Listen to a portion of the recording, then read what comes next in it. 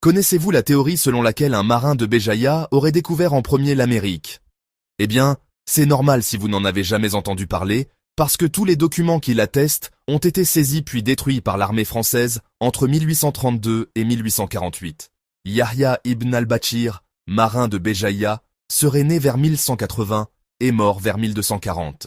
Salut, moi c'est Tariq. J'apprends des choses tous les jours, et je viens les partager avec toi. Bien avant Christophe Colomb, ce navigateur aurait traversé l'Atlantique et atteint les côtes des Amériques en Floride actuelle, près de 250 ans avant 1492. Béjaïa, à l'époque, était l'un des plus grands ports et centres scientifiques de la Méditerranée, formant des marins capables de voyages audacieux.